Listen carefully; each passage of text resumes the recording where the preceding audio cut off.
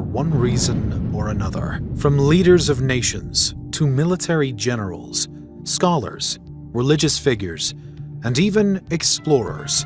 Of the latter category, many from the West may first think of famous explorers like Marco Polo or Christopher Columbus. But Europe wasn't the only continent to birth such renowned adventurers. One particularly prominent explorer from outside of the West was Ibn Battuta. Ibn Battuta was a man of Berber descent born in Tangier under the reign of the Marinid dynasty in February of 1304.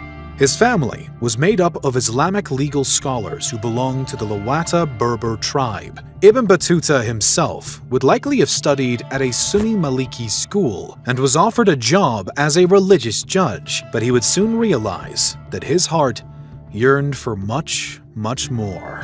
By the age of 21, our protagonist decided that he was going to leave his typical life in Morocco and set off for a pilgrimage to Mecca. This trip would usually take roughly 16 months to complete, but Ibn Battuta would not return to his hometown for 24 years. I set out alone, having neither fellow traveler in whose companionship I might find cheer, nor caravan whose part I might join, but swayed by an overmastering impulse within me and a desire long cherished in my bosom to visit these illustrious sanctuaries. So, I braced my resolution to quit my dear ones, female and male, and forsook my home as birds forsake their nests. My parents being yet in the bonds of life, it weighed sorely upon me to part from them, and both they and I were afflicted with sorrow at this separation. As he describes in his own words, Ibn Battuta began his journey entirely solo, during which he first traveled by land across the North African coast, passing through Tlemcen, Bajaya, and Tunis.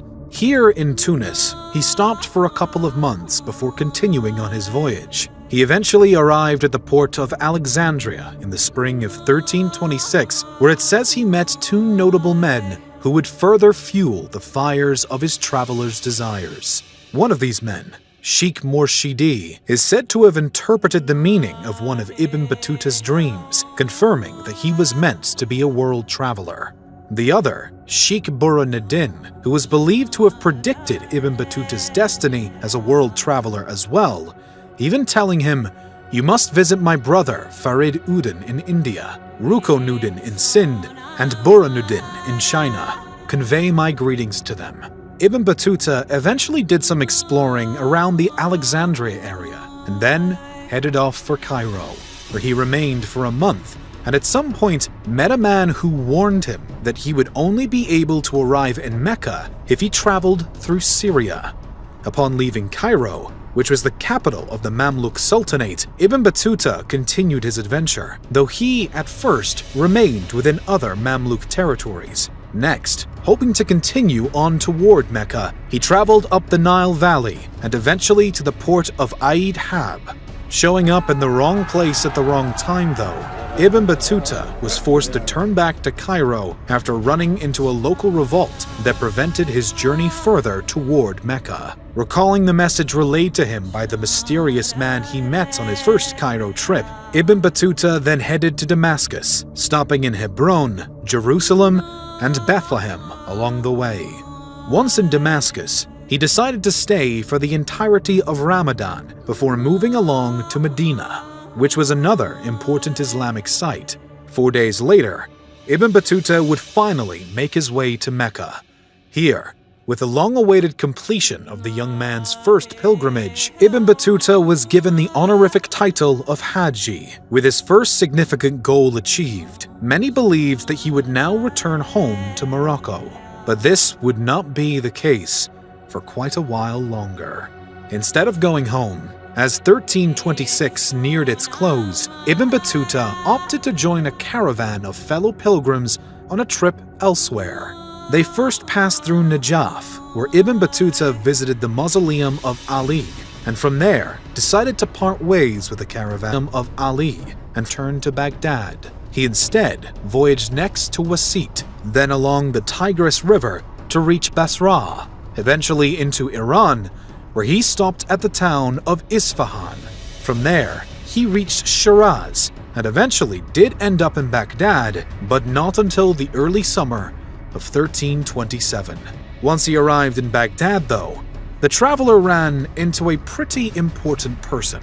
Abu Sa'id, the final Mongol leader of the unified Khanate, was fleeing for the north when Ibn Battuta ran into him and decided to accompany him on his journey, an offer that he just couldn't pass up. But at some point along the way, as he'd done with the prior caravan, Ibn Battuta parted from the royal retinue and journeyed along the Silk Road until he reached Tabriz. He would soon become the guest of yet another prominent figure, this time when he traveled to Mosul, where he was invited to meet with the Khanate governor. From there, Ibn Battuta left for Caesar and Mardin, then Sinjar, before heading back to Mosul to once more join another caravan of pilgrims. The timeline of the next leg of his journey is slightly disputed, but Ibn Battuta eventually made his way back to Mecca in 1327 and likely stayed until either 1328 or 1330. Over the next year or so, he found himself at the port of Jeddah, from which he journeyed along the Red Sea coast until he stepped foot in Yemen, next exploring some of its important cities and even meeting the Mujahid Nur al-Din Ali, the ruler of the Razulid dynasty. After this, Ibn Battuta likely arrived in either Sana'a or Aden, then took a ship from Aden to Zila. After a week in the latter, he moved on to Cape Gard Afui, where he stayed an additional 7 days. By 1332, he would arrive in Mogadishu, where he stayed for a bit before voyaging on to Mombasa and the Swahili coast. He then traveled to Kilwa, back to Oman, followed by the Strait of Hormuz, and yet again back to Mecca. And as though he had not already traveled more than many ever would in their entire lives, Ibn Battuta was still far from done. His next stretch of adventure took him across the Red Sea and up the Nile Valley toward Cairo again, from which he journeyed to Palestine and eventually to the port of Latakia. From there, he went by ship to Alanya, then by land to Agirdir, where he spent that year's Ramadan.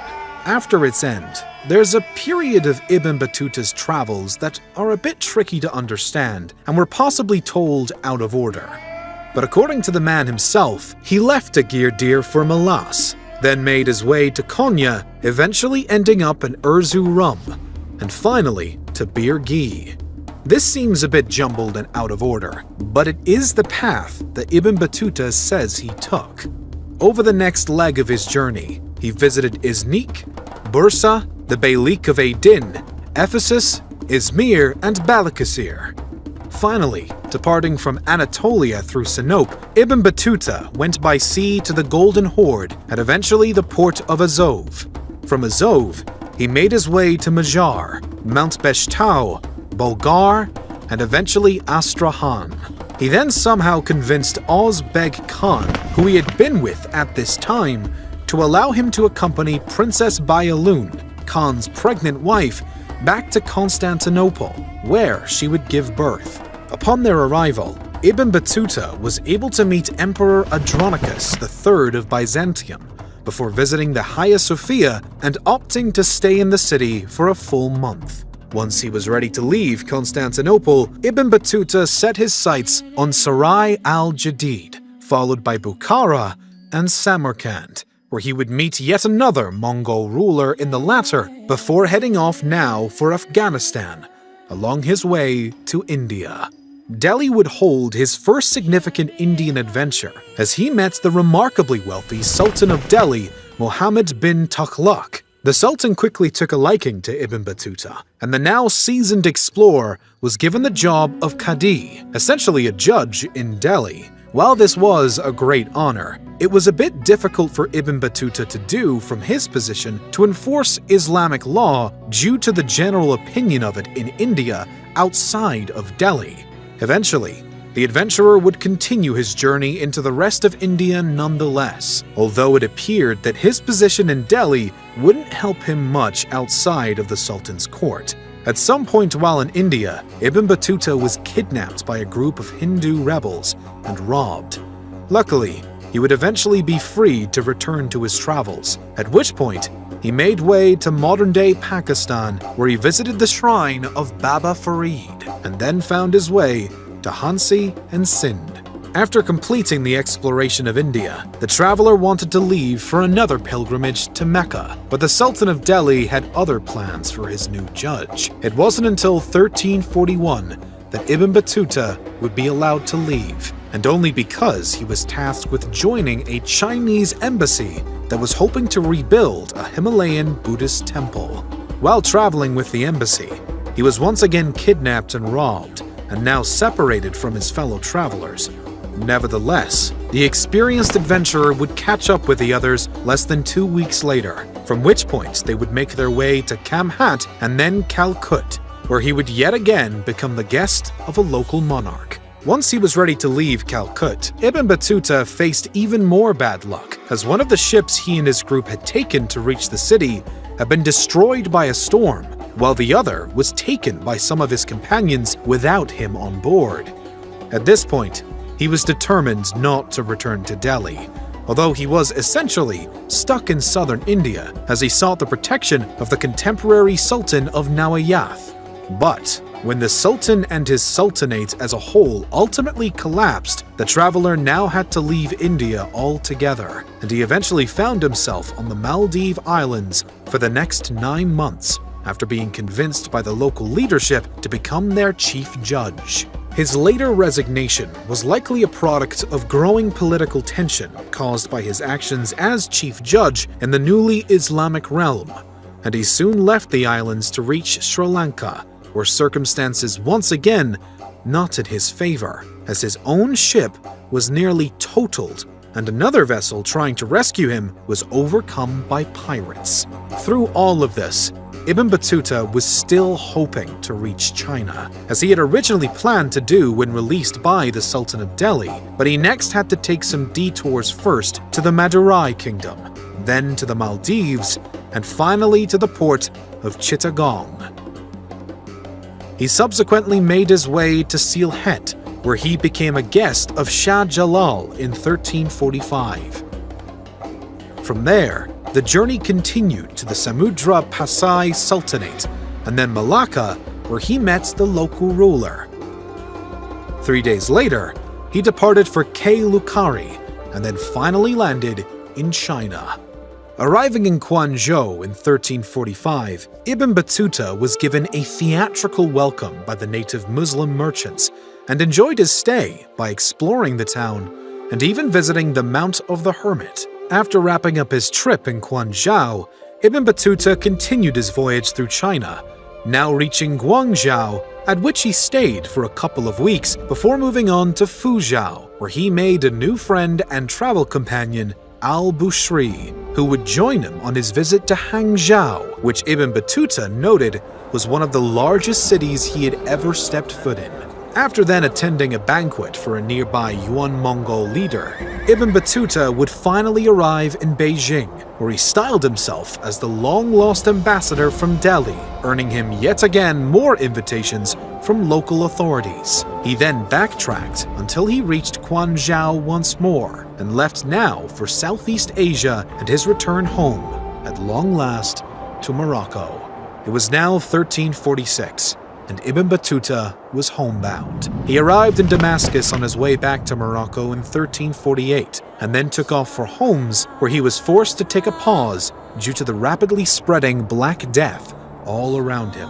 Once he was able to travel again, he went back to Damascus, then to Gaza, and next to Abu Sir, before returning once again to Mecca for a pilgrimage, then to Sardinia, and finally entering his hometown in Morocco in 1349. Upon his arrival back in Tangier, Ibn Battuta had learned that his mother had passed away only a few months prior, and his father had actually died 15 years before. Although understandably saddened by the news, Ibn Battuta no longer had anything tying him down to Morocco, and only a few days after his homecoming, he left for a second time. Now, he made his way to the Iberian Peninsula, where he arrived in Al-Andalus with the intention of joining a group of other Muslims who hoped to defend the port of Gibraltar after King Alfonso XI of Castile and Leon had openly threatened to attack it.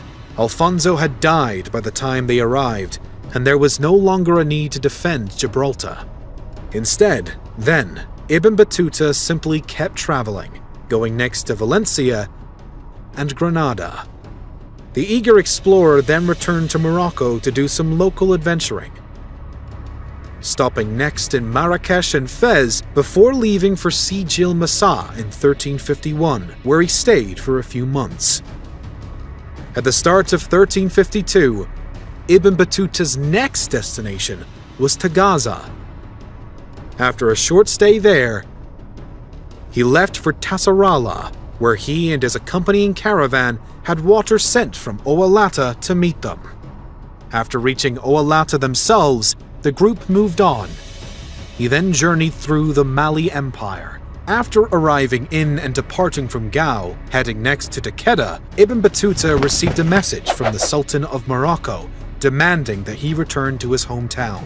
The now famous traveler agreed to do so and arrived back in Morocco in 1354, at which point he would then go on to write a travelogue about his entire life so far, giving marvelously detailed accounts of all that he had experienced throughout his travels across the globe. It is thanks to his own works in the Rila that we now know the fascinating and vastly impressive life and legacy of Ibn Battuta, who would die in 1369 and go on to be one of the most remarkable, though maybe sadly underrated explorers to ever walk, sail, and ride around the earth.